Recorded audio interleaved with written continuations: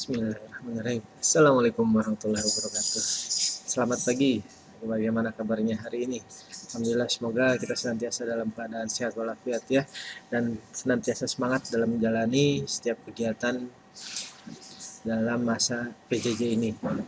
Tetap senantiasa jaga jarak ya, terus senantiasa jaga kehigienisan kondisi tubuh, cuci tangan, pakai masker, pakai face shield ya kalau sedang bekerja, mungkin seperti itu. Oke, perkenalkan saya Dadan Ramdana. Di pagi hari ini kita akan mempelajari materi VLAN ya, virtualan. Oke, sebelumnya kita berdoa dulu sebelum mulai ya. Bismillahirrahmanirrahim. Allahumma sholli ala sayyidina Muhammad wa ala ali sayyidina Muhammad. Ya, semoga kita dilancarkan dalam belajar ini dan mendapatkan ilmu yang bermanfaat, dan semoga ilmu ini bisa berguna di kemudian hari. Amin. Oke, kita mulai slide-nya ya. Ya, virtualan. Apakah itu virtualan? Ya, ini dia pengenalannya.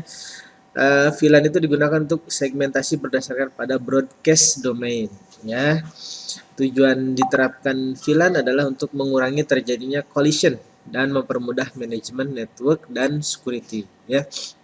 Oke, ini ada contoh topologinya ya. Ini ada LAN segmentation yang tradisional, ada hub, ada PC ya, itu LAN 3. Lalu di bawahnya lagi ada hub juga, dan itu di LAN 2. Ada lantai 3, ada lantai 2, dan ada lantai 1 ya. Dan itu terhubung menggunakan satu router. Itu yang tradisional. Lalu ada VLAN segmentation ya. Ada router 1, ada kliennya. Nah, ada router 1, ada VLAN 1, VLAN 2, VLAN 3. Ada router di bawahnya ya. Lalu ada hub. Nah, ini untuk membagi VLAN segmentation-nya. Nah, kita bisa menggunakan Cisco router, bisa menggunakan Catalyst 5000 ya untuk VLAN satunya. Nah, seperti ini ya. Jadi dari setiap lantai itu ada satu VLAN. Ada VLAN engineering, VLAN marketing, VLAN accounting ya. Seperti itu seterusnya. Oke, ya. Kita lanjut. Broadcast domain pada VLAN dan router dan VLAN. Nah, ini ada contoh gambarnya ya. Ada VLAN 1, VLAN 2, dan VLAN 3.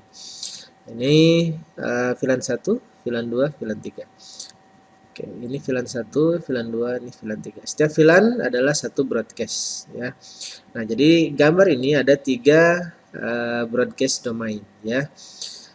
Oke, ini ada routernya. Nah, ini ada hub atau switch ya. Nah, ini dia. Dibagi menjadi 3 broadcast domain atau 3 VLAN. Broadcast domain dengan VLAN dan router. Oke, ini yang satu tanpa VLAN. Jadi ini ada router, ada hub ya. Ini untuk IP-nya ada 10.0.0/8. Ya, ini untuk Ethernet 1, ini Ethernet 2, Ethernet 3 ya. Ini untuk tanpa VLAN, atau dengan kata lain satu VLAN, satu network IP. Kalau dengan VLAN, switch dikonfigurasi di mana tiap portnya dapat ditentukan menjadi sebuah VLAN. Satu link per VLAN atau single VLAN trunk. Nah, ini contoh yang kedua adalah dengan VLAN ya. Ini ada Ethernet 1, Ethernet 2, Ethernet 3 ya.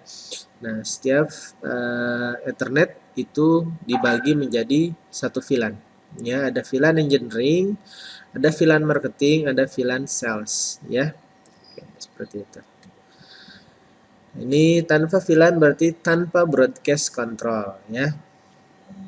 Nah, ini contohnya request, ada request dari klien ke switch. Nah, ini jadi nanti satu request ini ke semua PC yang ada di jaringan ya.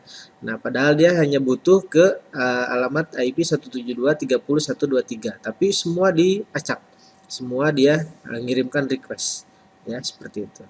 Jadi kalau tanpa VLAN itu sama dengan menggunakan satu VLAN ya, atau menggunakan beberapa subnet ya. Dan tentu saja dengan kalau tidak menggunakan VLAN itu akan makan bandwidth dan sering terjadi tumbukan ya, karena dia sekali ngirimnya ke semua host ya, satu kirim requestnya ke semua host. Oke, nah ini ada VLAN tagging ya. VLAN tagging digunakan bila sebuah link akan membawa paket data untuk lebih dari satu VLAN. Paket tagging menghasilkan sebuah mekanisme yang mengontrol aliran broadcast dan aplikasi, sehingga tidak terjadi interferensi baik di network dan aplikasi. Ini dikenal dengan trunk link atau VLAN trunking ya. Jadi VLAN tagging itu adalah VLAN trunk ya.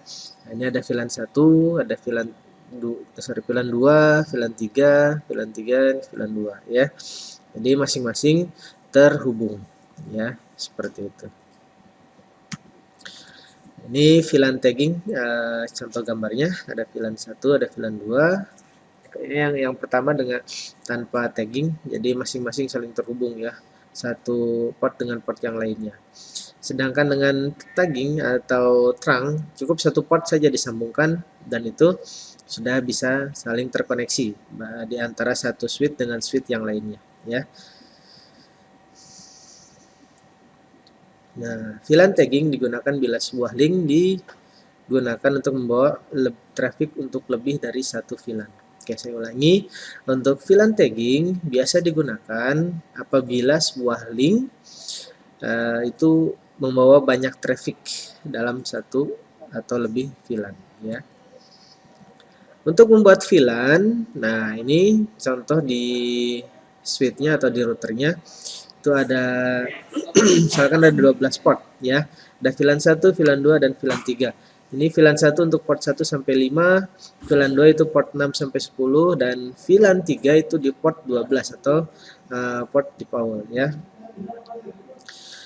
Satu radio access point dapat dihubungkan pada port tersebut. VLAN 2 terdiri dari port 6 sampai 10, satu radio access point AP yang lain dapat dihubungkan pada port tersebut. Oke. Ya, mungkin itu presentasinya atau materinya.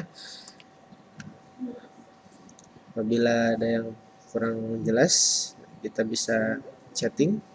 Ya, silakan ketik komentar.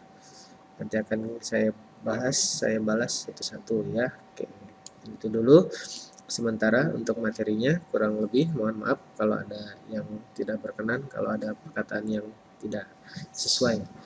Assalamualaikum warahmatullahi wabarakatuh.